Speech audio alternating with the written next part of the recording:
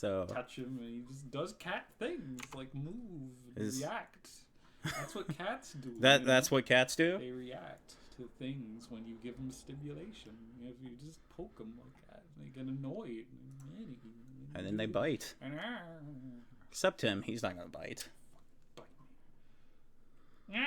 He licked me. It wasn't a bite, but it was in the same vicinity of things. Oh. It was in the same area. You say Loser. The same area. When was the last time you fucking read a dictionary? You fuck that you have, but you never even read it. Fucking, I asked for the definition of power. You wouldn't even know what I meant because you're a fucking cat. Well, I mean, yeah, he is a cat. Dumbass cat. This cat's also stupid. You're both dumb. You, on the other hand, are cuter. Not saying you're not cuter. I couldn't pick, but you're both dumb. Well, one of the two holds, like, you know, the knowledge to all life in the world. I just don't know which one. Fucking Tweedledee, Tweedledum. Yeah. You just mix the two. Mr. Garfield here.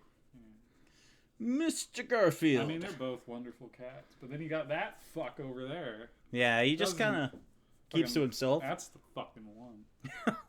That's the smart one. He doesn't even want to deal with me. That's how you know. He's just like, fuck it. That's just the way he rolls. Yeah, you just don't give a shit. Okay, are you ready? Is that how that went? Sure. I don't know. Okay. Let me roll to find out. I'm gonna say, just so you know, it's all live right now. Oh, shit, we're live? Yeah, we've been live the whole time. I do that all the time. I'm sorry. Why are you sorry? I don't know. Hey, everybody! I do that all the time. So let's all the guests that you have. I do it to Tanner. What if I said something horribly offensive? Like, well, it would get broadcast. Well, okay. Not that I have anything horribly offensive to say. But if I did, it would have ended up on the air, and that would have been your fault. It would have. You got a 3, I got 11. That means I'm the host of this show. Is that how that goes? I don't know. I don't know the format. You don't even play D&D. What do you know? I played D&D once. Once? It was fun. Oh, was it? I mean, we barely touched it, but it seemed like a good game. It seemed like an okay idea? I like the idea that you gather a bunch of nerds and make shit up and laugh about it. That's hilarious. That's just the entire purpose? Just make shit up? Isn't it? Yeah. Like if I were in charge, I would have like a day where we all entered Tiny Toons Adventures. Like that's my dream, is to play D&D and just fuck up the rules and do whatever we want. Just have at it. I know. I read this on the internet once. There was somebody who played D&D. He was a bear, but he tried to trick people into thinking he was human. So he put like all his points into whatever the fuck. And everyone like was confused and believed that bear was a human being, except for one guy, because it rolled one time, and so there's one guy in the world going, "This fucker is a bear," and no one believes him. And I just like that's cool, you know? That's fucking perfect. Like that's way cooler than it has any right to be. But then you find the players of D&D, and you're like, God damn it, you're all boring, and you just want to play with your realism and fucking stats, and this is wrong. And they want to follow guidebooks. Fuck your I mean, like, rules help, but like, really break them. That's how to have fun, you know. If I play Monopoly, I just give one guy all the money and everyone else is lower middle class, and that's the way to play it, where they have no chance of winning. Oh, you mean like the way things are now? I was trying to be subtle. That was a subtle commentary. No one was supposed to pick up on that.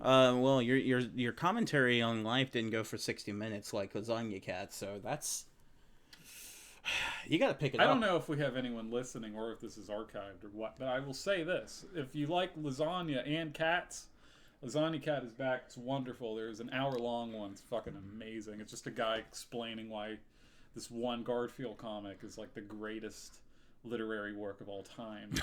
And it's really an hour of it, and it's impressive. The greatest literary work of all time. That's what he claimed.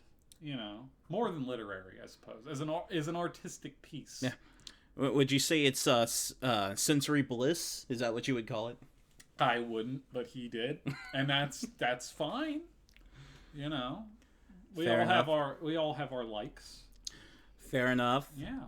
So anybody who's listening at the moment, you have stumbled into a very odd situation here on Reset Press. I'm this sorry. This is the P Switch podcast, and I mentioned earlier today that I could get someone who was in DTT on here since he was visiting, and some people said, yeah, I'd like to hear that. So here we go. You picked a weird guy for that.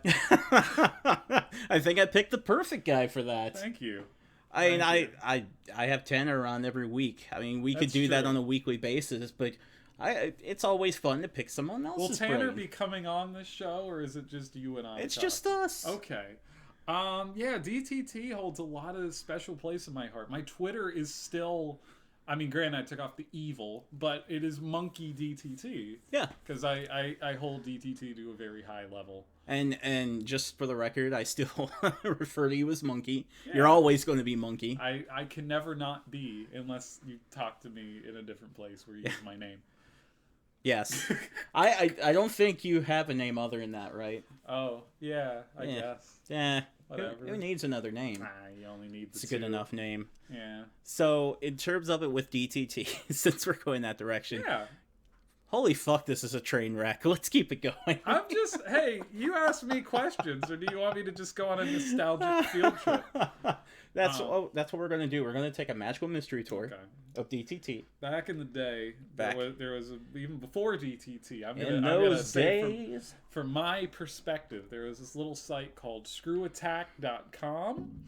And there was this one guy, and he shit posted fucking everywhere.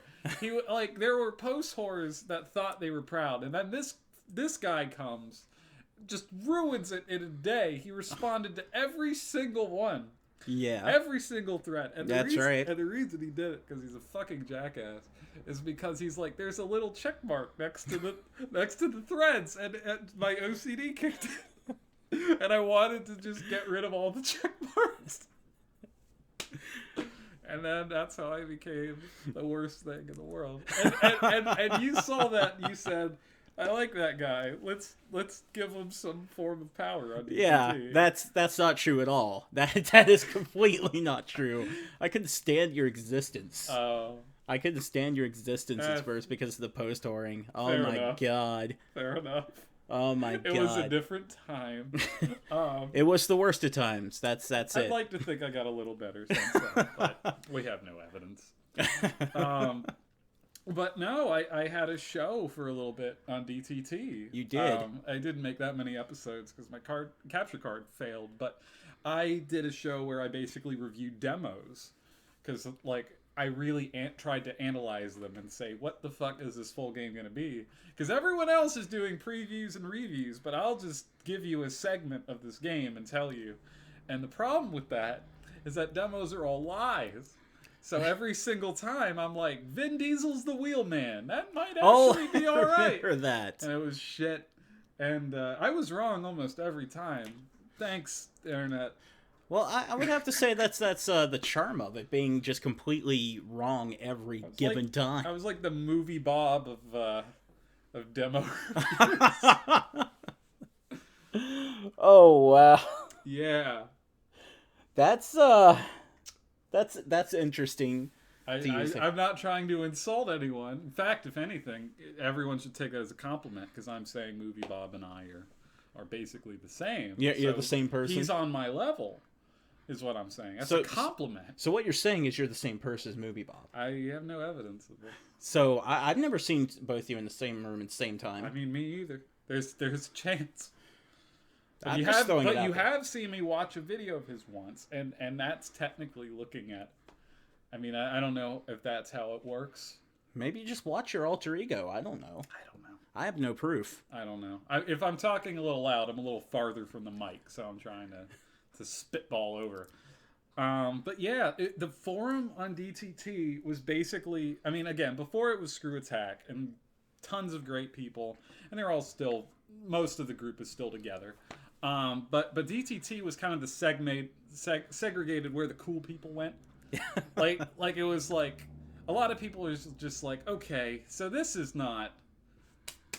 ain't working out so well. There were a lot of problems that were showing up at Screw Attack. So DTT kind of became, here's the real Screw Attack, and it formed into this section, and everyone there really knew each other, and like it was a very close community. I was decent by this point. Well, I mean by whatever standard, but it really is like a home, and I can't explain it in a way that makes sense to people who weren't there. Because, like, it's...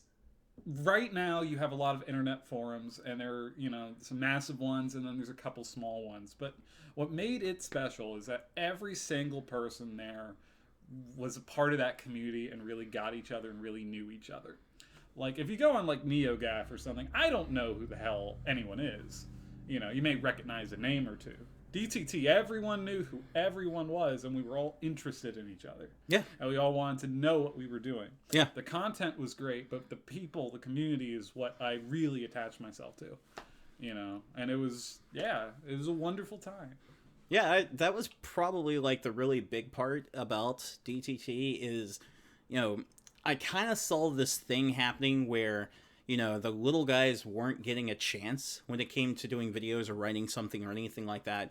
I thought, like, unless you were something like Screw Attack or that guy with the glasses, I think it's channelawesome.com now, whatever. But in terms of it, if you weren't with one of those guys, you were going to get lost. You were going to get left in the dust in terms of anything. And, I got to ask you this because, fast forward at this point. Yeah. Almost a decade ago is when everything started. Jesus. Is it fair to say I was right with that? Yeah. I mean, that's what the internet is pretty much, especially YouTube.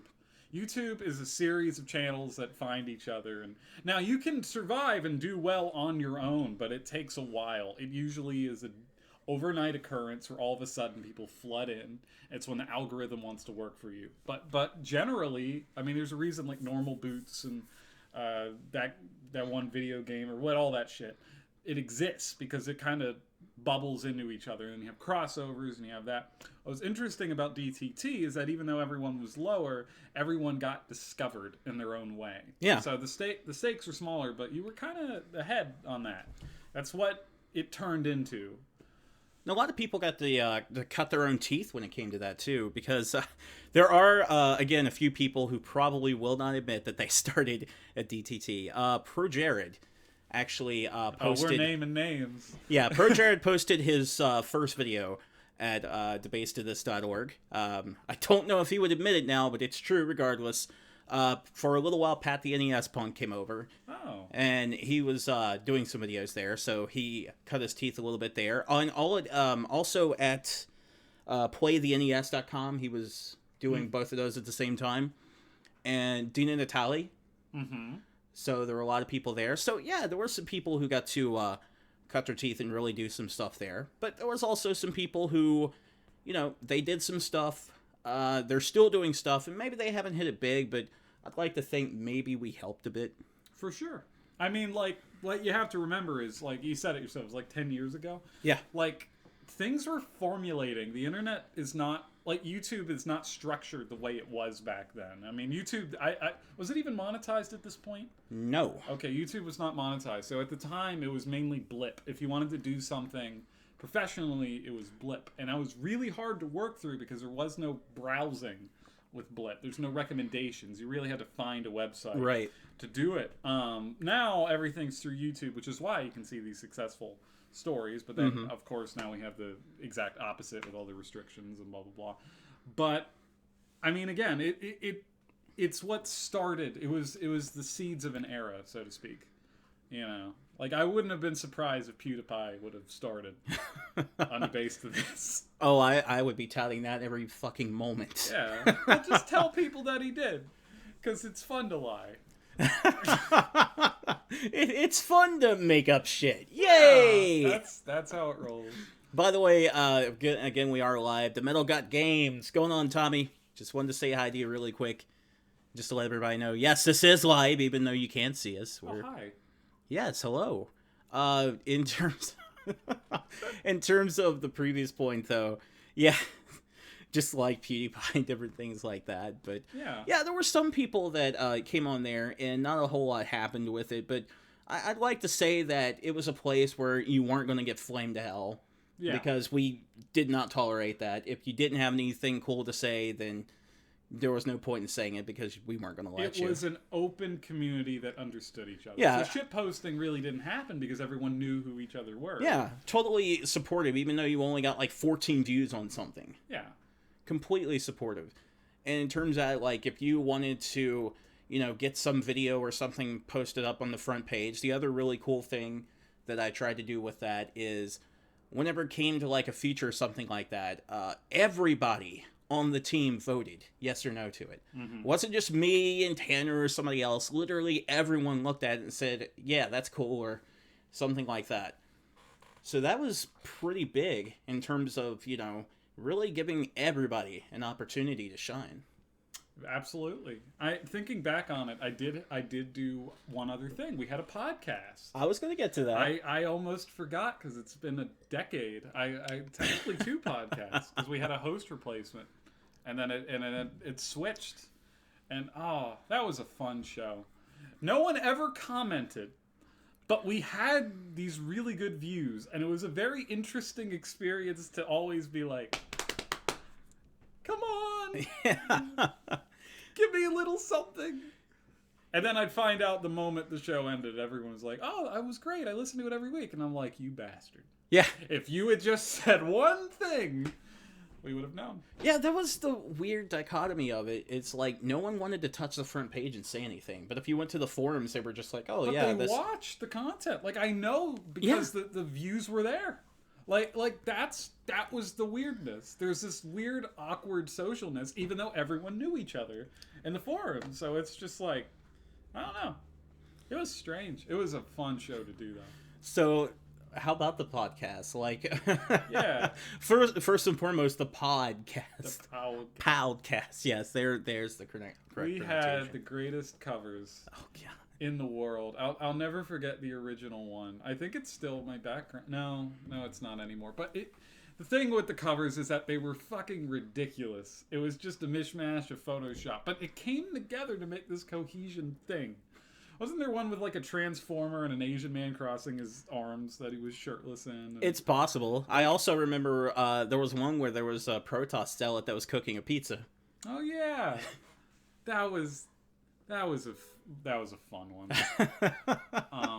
We actually had an episode on, I forget which podcast, but it was Michael Dodd from This Week in Geek came on. So we had a guest. Oh, I forgot about this. Yeah, we had a guest at one point. And wow. He said things that could have gotten him fired because he knew that the audience was so low. That was fun. Wow. Like, do you remember anything he said? No.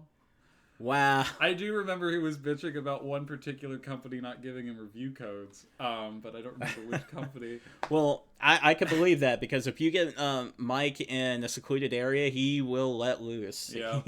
And he did. And I'm just like, we're in the money. So, I'm trying to remember, was it Chenson that you hosted that with? The second one. It was Chenson. God damn it, his name escapes me. Who was it for the first one? I cannot think of his name, and it bothers me because he was a very good friend of mine. God damn it. Wow. That's not good. Put me on the spot. I forgot I even had a podcast until right now because it's been 10 years. But I haven't talked to him in 10 years. So, like... Wow. That's been the thing. So, I don't know.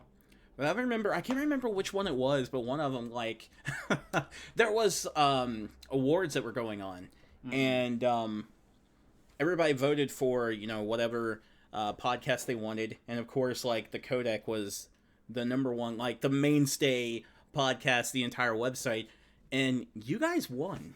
Yeah, that was surreal. I still can't believe we did, because our podcast I still say it was rigged. It was not structured. Like, this is, like, even podcasting now means something different than it did. Because podcasting now has advertisements. People are listening.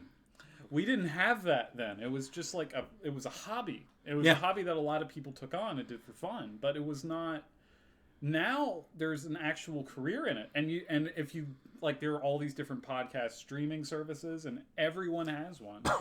And Yeah, you like know, every celebrity you can think of is Absolutely. podcasting now. it's the easiest thing to do, and it's fun Yeah. to put together. Well, it's also a little sad in terms of podcasting, and I've had this argument with Tanner, and he doesn't agree with me. It's a little sad that like celebrities are jumping on and doing podcasting because I don't think they're doing it for the love of podcasting. No, I think they're doing it for money. And back in the there's day, money in it. yeah, I we mean- were doing podcasts back in the day for the love of podcasting. I think what's interesting about podcasting is you're seeing a lot of experimentation. Like I Welcome to Night Vale. I don't know if you've ever listened to that, but that is like a bizarre radio drama that shows up every week. And and I look back and I'm like, that wasn't even a concept for podcasting. Like a story, what? And then you're seeing like Serial, which is this show that is like investigation, and there are all these like weird, interesting things to find, and 9 out of 10 of them are video game podcasts owned by like, you know, like your IGN or your whatever. But even then, like everyone's going independent. The people who are IGN now have P.S. I Love You and all that. And, you know, like Giant Bomb was GameSpot, and that has its own podcast. And, you know, that's a lot better to me than like a Jay and Silent Bob podcast, which exists. I don't know how. Kevin Smith just felt like talking. Yeah. You know.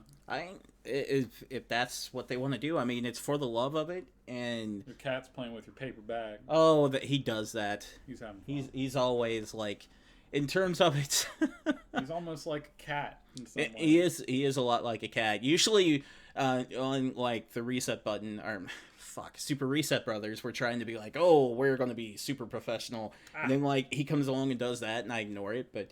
Nah, screw that. You can't be professional when I'm here. I'm not capable of it. P-Switch Podcast is way more laid back. Okay, good. Because, like, otherwise you would be in trouble for bringing me on. I'd be fired immediately. Well, maybe.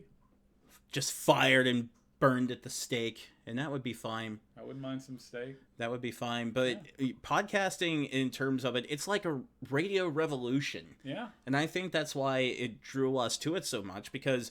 You listen to people on the radio, you've got a few radio shows with, like, stupid nonsense going on and all this, but not really ones where people just sit down and, like, talk about whatever topics pop up. I think the difficulty with podcasts, and this is very similar to the conversation about YouTube videos and kind of how Debase of this was also really good for this, because I'm currently doing a podcast. We've been doing for about 2 years.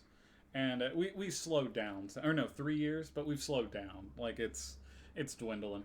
But you know, the view count is very hard to get for podcasts, and the reason is because typically a podcast associates itself with something else, right? And that's hard to do.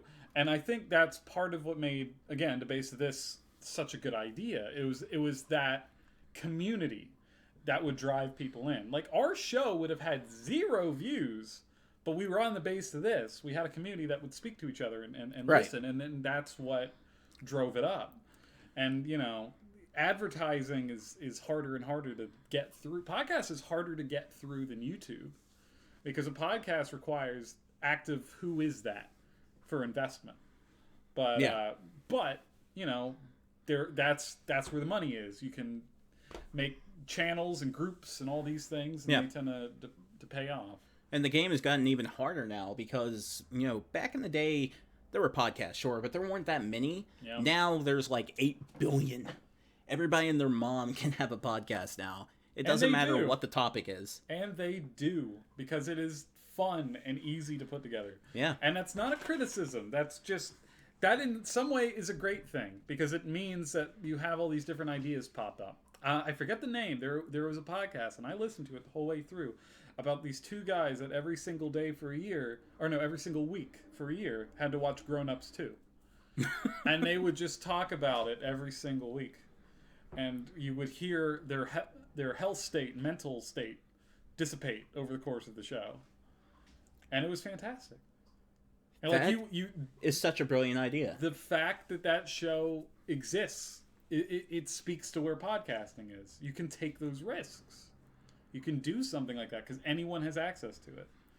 And then, but in the last showing, they were popular enough that people actually got a giant movie theater to play a show with a crowd, and apparently they were miserable the whole time, even though they're with a crowd. Like, you think it would be exciting, but then they're watching grown-ups too. Or even, let's go to the idea of right here in Little West Virginia really quick. Yeah. Because, do you pay attention to My Brother and Me? No. It's three brothers, the McElroy brothers. They're all from the Charleston-Huntington area. And they all went to Marshall, all graduated there, all went on to get, like, games journalist jobs. Justin McElroy is, like, one of the lead editors of Polygon, just to give you an idea. No, I do know about this. I guess I'm not an active listener, but I am aware of the show. I need to check it out. I really do. Yeah, they became such a hit with just the podcast, they decided to throw together as three brothers that they have an online television show now. See, that's where we are. I feel like that's wonderful. Like, ideas can just spring up and pop up. Now, you may not necessarily have listeners, but the fact that you can put it up is content. So especially as someone who's not the creator, someone who is the digesting, I don't know the word, how can you be bored? Like, there is an infinite amount of shit that you can just grab. If I want a podcast talking about, I don't know, what's a game that came out? Horizon, right? Sure. I can listen about Horizon for the next 3 months, but with just podcasts talking about it. Like, I could. That'd be the worst thing to do in the world. But the fact that I can speaks to how much volume is out there. Oh, you just gave me a horrible idea with that. Or I'm not playing the game. So don't No, even worse. There's worse than that? A podcast dedicated to No Man's Sky. Oh. Like, playing that all week and then, like, you know, coming together and having a podcast every weekend about it. Still haven't played No Man's Sky. Was fortunate enough to play Mighty Number 9, though. How bad was that? How do I put it, right? So let me cut in really quick. Did you read my review of it? No. Ah. Did you like it? Oh, no. That's a disappointment. Oh, no. I felt like, as a Mega Man fan, you know, if you hated yourself, that would be a really good game to play. Oh, almost spit. I'm always down for talking about video games. We're doing that. My number 9 is certainly one of the best tortures you can play. And you know what makes it bad? It's not even that it's a terrible game, which it is. It's the fact that it's generic, right? It is. Like, it has no identity whatsoever, and that hurts more than any of it. Like, a 1 out of 10 can be funny, but a mediocre game, kill me. At least No Man's Sky has something interesting, you know? Like, oh, you can fly into space. Ain't that neat? That's impressive for 5 minutes. But Mighty Number 9 has nothing. It's a worse version of an existing thing. That's amazing. So, I was thinking about this just a second here, because you were talking about podcasting. And so, you and Shinsen had, like, some real chemistry when it came to that. I remember, like, I think Shinsen got you guys to, like, sing some weird anime song, like, multiple times on there and such. Yeah. So, when are you guys going to get back together and start doing that again? I don't know. I love Shinsen. I really do. I gotta figure that out, I guess. But, I don't know. He and I have known each other for many, many years, and, like, I look at the show. I wish I had access to the show. I don't have any of the episodes, like, archived. I wish I did, but, like, I don't know. He and I he holds a place in my heart. So that would be fun to sing more anime bullshit, especially now that there's more anime. Now that there's more anime bullshit to sing. Yeah. Oh, okay. Yeah, there's a lot. I mean, you got the Attack on Titan song, and I'm sure there's a Sword Art Online song somewhere. You know, that's anime, right? Sure. All of them. I'm the anime expert, after all. Yeah, you're a fan of Konosuba, right? I'm a fan of all things. Really? Yeah, I'm lying completely. Well, what a hypocrite. You know? King of it. I'll change you. I'll make you an anime fan yet. I'll put on some I don't know, Lucky Girl. You'll Oh. love it. I Oh. don't even know if that's a show. It Oh. just sounds like one. It sounds like a fucking Chinese restaurant. There we go. There's an Aquaman 64. Aquaman. I don't think that exists, but if it, I know about that Aquaman game on the PS2, and that was bad. No, but I've got the perfect idea. Okay, we'll take Tommy's idea, and we need a round table of people who play Superman 64 throughout the week, every single week, and then they come together on the weekend and just talk about the game. I have beaten that game years ago. I did. Get the fuck out. All right. No, come back. We're still doing a show. Then you can get the fuck out. You told me to get out. So here's the thing. It was a gift. You have to remember at the time, no one knew it was going to be bad. That's why it's so infamous, as there was hype behind that game. And I was young enough that I did not understand the concept of bad game. And also I did not have game reviews at that time. I mean, this was before like G4 or the internet or any of that. You just had to have a gaming magazine. I did not. So I just played it, and I thought it was all right because I didn't understand the concept of quality. If I failed, I just assumed I was bad. And I look back, and I'm like, no, it's fucking not that good. I felt that way with the Back to the Future NES game when I was a kid. That's a decent game if you get far enough in it, which I'll never get to. But I've heard that that's all right. You lie to me straight to my face, and I take it anyway. Oh my god! What's the worst game that you love? The worst game that I love? I'm interested because I have my answer pretty easily. But it's a recent answer, so I have the unfair advantage. Man, that's pretty tough. Like, I really enjoy Kung Fu Heroes on N64, not N64, but on the NES. It's not exactly a good game. It's kind of a niche game at best. Hey, Poe. Oh my god. That's a face I haven't seen in centuries. Okay, if we're gonna have a DTT party, of course Poe has to show up. Pop the champagne. Damn, you, man. Now that is definitely a name that, you know, rings true when it comes to a DTT discussion. That's amazing. But while we're continuing, we're kind of we're in the TARDIS. We're going wherever we feel like going. But in terms of, like, you were talking about experimental stuff, I think we had some really cool stuff going on there that was just, like, it was not the norm, and I don't think any of us cared. Like, do you remember Mystery Video Game Theater 9000? Oh, yeah. Oh, that was fun. Like, what you gotta remember about DTT, the internet wasn't young, but it was young enough that nothing mattered. That's true. It was this idea. There was no structure in things that were built. I mean, even take Screw Attack, right? When I got to Screw Attack, of course, AVGN was the thing that broke out. And eventually that got a budget because James Rolfe, Cinemassacre, and I Love the Man, and blah, blah, blah. But Screw Attack itself was not really a corporation. It was not big in any way. No, they took risks too. There would be a video where one of the main people would go outside in the cold, in the snow, and it would just be funny. And that was the whole day's video. It was just like, it's snowing in Texas. I'm going to walk out here and be cold. And that was it. There was no rule set. You didn't need one. It was just, it was pretty much what college is. It's a bunch of kids screwing around. Or like when Tom took his dog Ryu out and the dog just took a shit. That was the video. That was the whole thing. But man, I'm not sure anybody has caught that. But Mystery Video Game Theater 9000, that was a train wreck of a series, but it was so much fun. The train went off the rails, but no one minded. It was just nonsense. It's the best way to put it. I mean, so was my podcast. Let's be real. There was a lot of nonsensical stuff that went on there, but I think the big thing was, we're there to help you try to improve and give, like, some suggestions, but at the same time, we just want something fun. Yeah.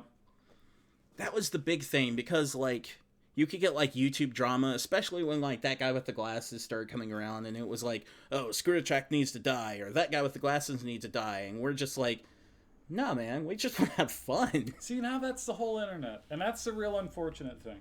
Is like over time, Pepsi Man, yeah! Oh, that was fun. Oh, I'm sorry, that took me back. Oh, I'm gonna cry. That was the first Mystery Video Game Theater 9000. But that was the best one because it was Pepsi Man.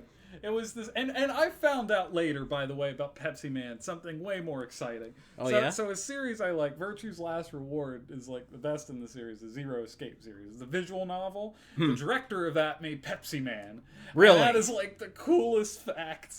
Wow. I mean, he didn't really get named. I don't think he's proud of it, but he made it, and that's awesome. I guess that's all that matters, you know, being the guy who did it. Yeah. He's a lovely man. You could just walk out and be like, "Are you responsible for this train wreck?" And he'd just straighten his tie and be like, "Yes, I am." You know, the joke about Pepsi Man is that's what it's a genre now. When we saw Pepsi Man, the runner did not exist. Now we look at that, and that is the beginnings of the runner. Temple Run would not exist without Pepsi Man. It would not exist without this redneck man drinking all this Pepsi. You're making me sad. Yeah. You should be. Or excited. Whichever you feel like. Anybody who's really old school DTT, number 2 Mystery Video Game Theater 9000, and this one is just silly as hell, was the Mushroom Bites video. Oh, yeah. In terms that one person who was there way early in the day, and he is what he is, Chef Protoss, he was the guy who decided to do that video, and we watched it. What a ridiculous video. And then, like, as soon as that was done and I watched it, I was like, yeah, I can see how dumb this series is going to be. This is going to be perfect. It was. I think the thing with DTT is that, like, every time you mention something, I'm having a nostalgic flashback. So it's hard for me to stay on subject because I'm just like, oh, yeah. Because I'll be honest, I have not talked about DTT since DTT. I know. Like, it's been casual, remember the time, and then that's as much as we've gotten. Yeah. So, like, for me, this is like a wave back. Yeah, it's pretty crazy because if you recall at this point, it's been going on 5 years since it's been gone. 5 years, too long. A lot has changed in 5 years. Yeah. Well, truth be told, even if you tried to do something like that at this point, like if you tried to do the great resurrection of DTT, I don't think it would work. It doesn't. DTT is a time capsule to me, and same with old school Screw Attack. Like, if it can't be reclaimed, and that's fine. You know, some things serve as a memory. I wish it was archived and that I had access to shitpost on a thing that no one would ever see. And I wish I could mod it. Yeah, unfortunately, that server is dead. Yeah. So it is what it is with that. But yeah, like collaboration websites like that, I just don't think there's room for things like that anymore on the internet, simply because people demand too much structure.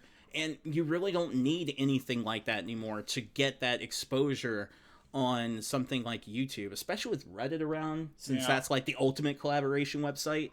Well, this is just the world we things progress, and you lose something when you do, and things become a little more corporate and understood. But that's the times, and that's where it ends up.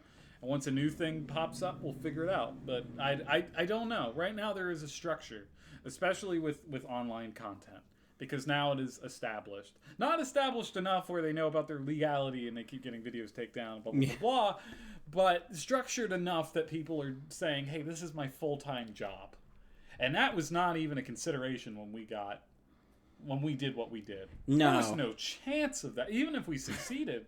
Like a full-time job making shit on the internet? No. Anybody who honestly thought that was going to be a thing, we just thought they were out of their minds. You know what, Poe? You're dead on. It, not only was it the Wild West of the internet, but awkward teenage phase. Ironically, I was a teenager, so that was like that's pretty much my experience. Or if you were in your early 20s. Yeah. That too. It was just so crazy because, like, you know, in terms of it, I used the color codes from like when I was in the band days. It was like green on black. That's what I used. So green on black. And of course the logo, we're staring at it right now, and everybody, you know, watching this is also staring at it. The logo that my friend Hector made. and I use that thing. So You know, the old Skull and Clover. I laugh about it now, especially since Poe's here and you're here. But I gotta say it. At the time, I looked at you guys kind of kind of like a freshman looking at seniors. You know, it was just like, these guys got it figured out. These are the grown-ups in the room. They are awesome. I am just this new scrub that popped my head in. Man, how wrong you were. It took a while until I looked at it otherwise. But again, I was also a terrible shit poster, and I am sorry, Poe. I am sorry for what I've done. You're a terrible person. I know. If I could take that away from my story of my life, I would. But you can't. Live with the shame, bathe in it daily.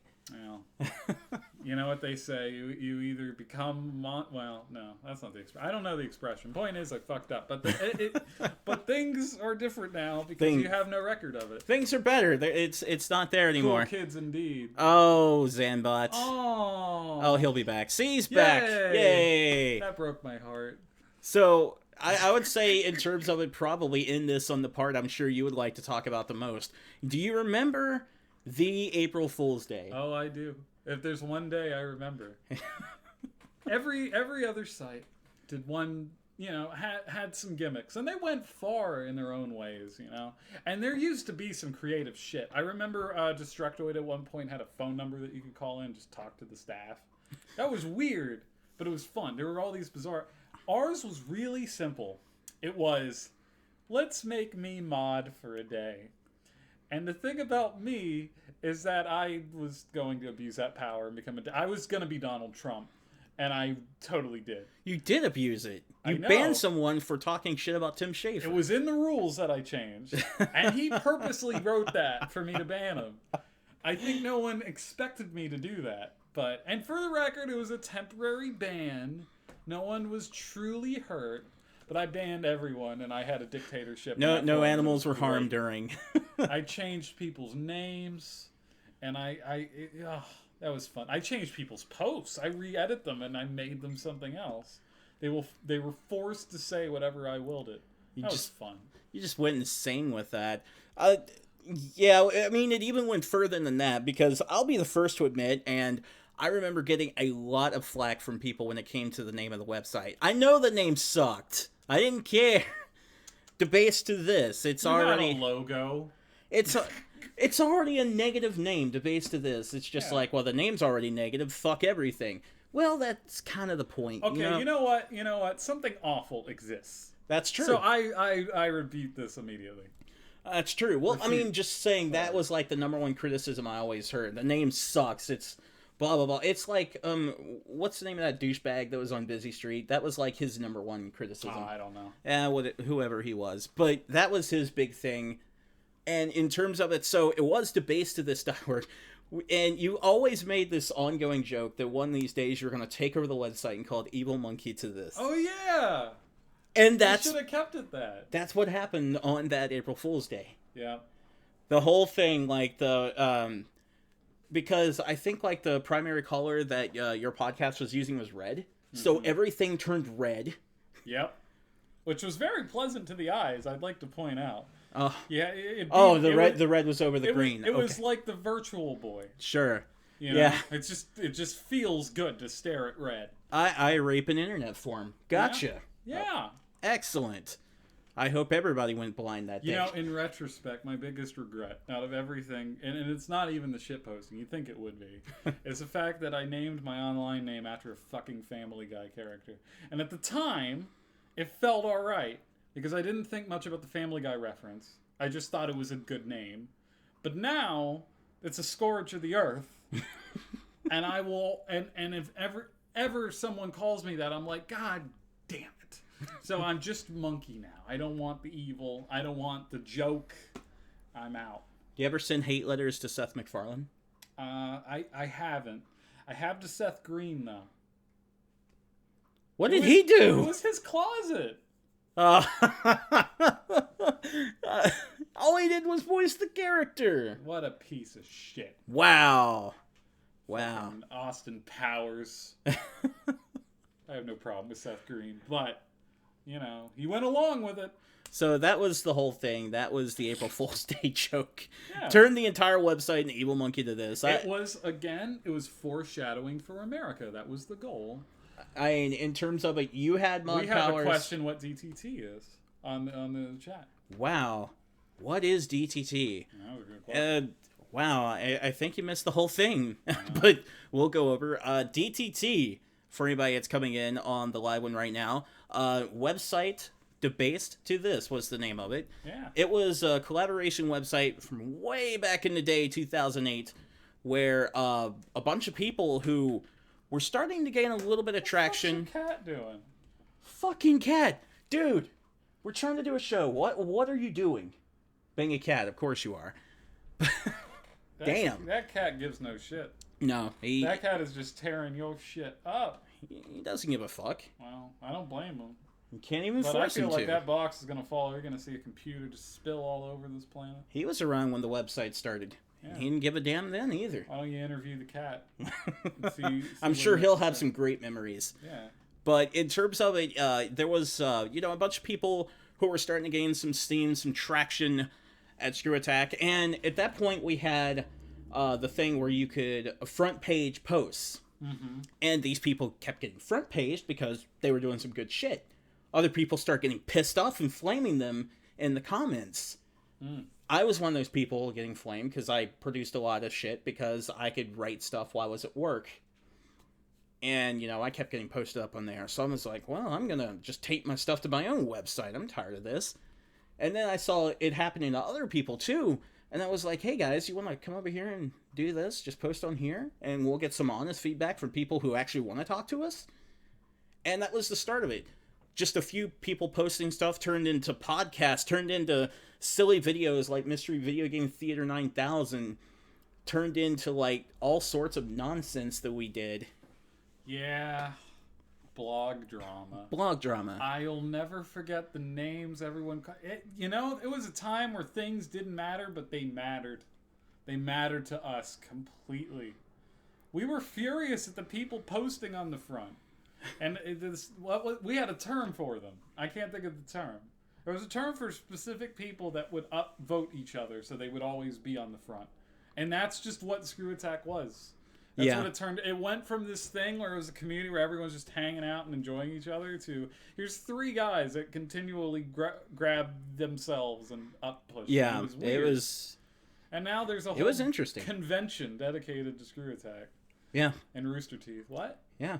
It was, yeah, there's a whole convention for Rooster Teeth and Screw Attack. That's the shame. That's the one shame. I never got to go to the Screw Attack convention. Yeah, SGC. And it's too late now. It's over, yeah. But I've heard from everyone. That's where everyone bonded and fell in love and had the greatest time, and I was poor.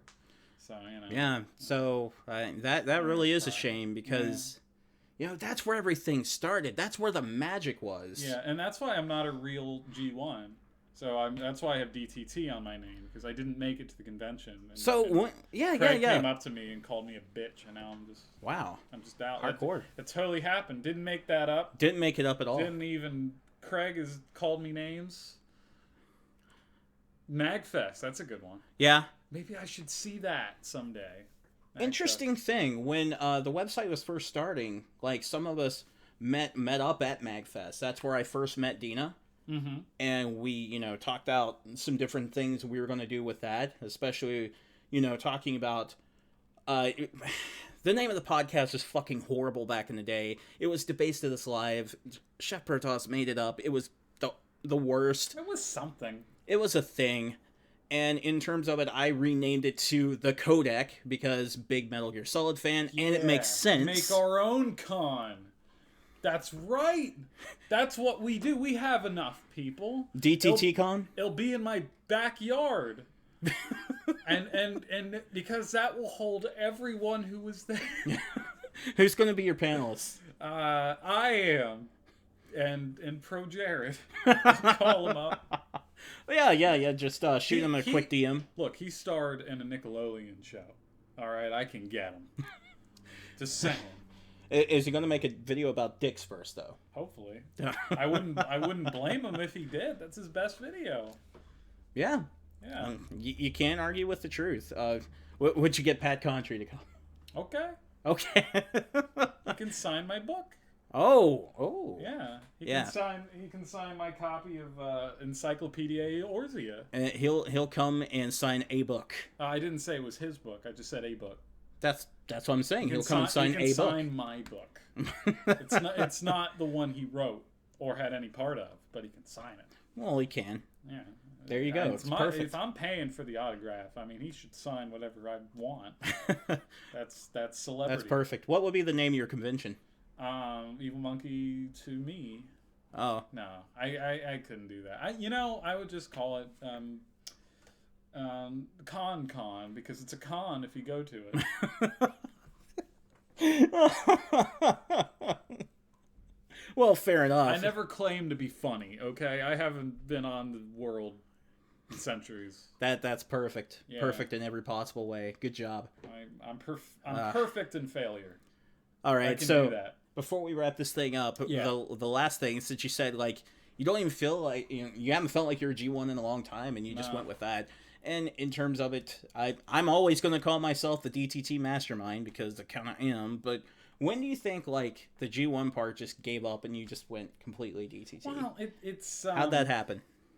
It just seemed like everybody who mattered at Screw Attack came over to DTT, and at some point G1 became like G1 didn't mean anything at a point, and it meant something very specific at the time that it was used. Right? There were people that got a tattoo, if I recall, of a G1. Mike Dodd. Yeah, Mike Dodd.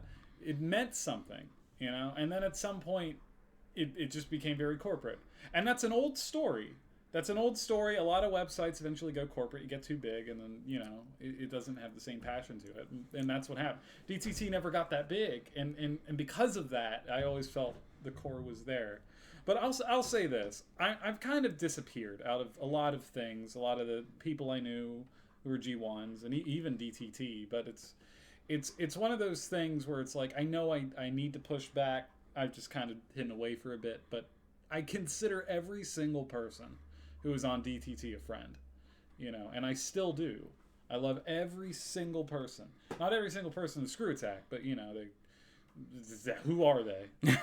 But DTT, it holds a special place in my heart.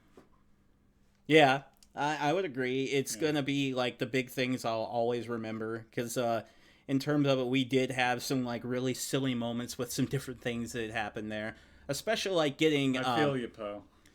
Yeah, the disappearing act. Well, Tanner and I, we're still around, so. I think a lot of it is growing up, and then you trying to figure yourself out, and it kind of. Yeah. I think you lose contact at some point, or at least I did, but I really do want to get back in. I'm just awkward now, so it's harder to do. But like. There is a place I know every single person welcomes, like that's what they are. That's who they were. And that's more than a website. That's the community. That's the people. That's who they are as individuals. They're very welcoming. They're cool guys. That's the good part of it. I don't think we ever really turned anyone away unless they showed up specifically to start shit. Well, and I mean, we even had Heavy Metal Gamer on there, and I don't have a problem with him, but he knows he likes to push buttons. How could he? How could he do this to you? I know. It's just you brutal. File a lawsuit. Just brutal, but yeah, Aaron knows he likes to push buttons, but even Heavy Metal Gamer was there. Mm-hmm. So yeah, that was a pretty welcoming community, but in terms of that, I think like we had some really silly moments, like having Jose on our podcast a few times. That guy is just nuts when he feels like it. Oh yeah, he was nuts. The interview with Destin Legary, that was now interesting. IGN man. I know. He's gotten too big. He is literally the sun. Not okay. I shouldn't use the word literal because that's a lie. He is figuratively reached the sky. Yeah. And not like, okay, Icarus, not the melting wing bit, but the idea that he... fuck it. You dropped it, didn't you? It's too late. I can't fix this. Damn. But yeah, he's not literally shooting fire from his body. There's no literal in any of it. I shouldn't have said literally. I put myself in this position. Even the expression didn't make any sense. Every bit of what I said is a lie, but he's doing well. That he is. So, yeah, I had him on there at one point. We did an interview with him, so that was big. Yeah. Along with that, let me see what other people I was able to get on there. Lee from Still Gaming was on there. I think it was on there twice, and of course that's the connection with Dina. Unfortunately, Lee has also fell off the face of the earth, so he doesn't really do anything anymore. He was one of the originals. I feel like he was one of the early video makers. Yeah. You know? And his approach was genius because he didn't have a decent video camera. He just took still shots. I should rip that off someday. Now there's no point in it because every phone has a camera. But yeah. That's age. That's time. Well, that's what you did back in like 2007 when you couldn't do anything like that. He was like, I can't afford a video camera because back then they were like insanely expensive. So what do? Oh, okay. Take not screenshots, but actual still shots of yourself and make a video that way. Yeah, I feel perfect. That. And that's age, Poe. Like sometimes you fall out. I never fell out of games, but at some point it's just you got to figure out what you are and what you do. And I'm still fully in games, although I'm more cynical now, except for Nier. The new Nier is gonna love me, and it's gonna be great. But, how about the new Final Fantasy 14 expansion? Oh yeah, I mean, are we talking games now? No, I was just asking. Is that gonna love you too? Yeah, hopefully. I don't know. It'll love me for a monthly fee. Like every good prostitute, Yeah, that's keep paying. It's prostitution. It is. Are you okay with that? Like as a gamer, that's what you do. That you just take your prostitutes where you can find them. Yeah. You know what Poe makes an interesting point. Okay. I kind of realize what was weird about DTT. It was a game site. It wasn't. Like we barely talked about video games on the damn website. It was a strong community of gamers, but like, hold on, you've lost with more. But okay, I probably should read these things for podcasts. Yeah. Well, you'll have to do it. Okay, G1 Madden says, to me, I've lost touch with more modern games, but I've become more in touch with the old G1 community again, and it's been great. See, I want to flip the other direction. That's what I need to do. Yeah. Like and I know I can. I know they're welcoming. I'm just quiet and awkward. I don't seem like it on the podcast, but that's kind of what I've become a little bit. There is still a G1 community out there. Let's just make that perfectly clear because I host fucking fighting game days for them every weekend.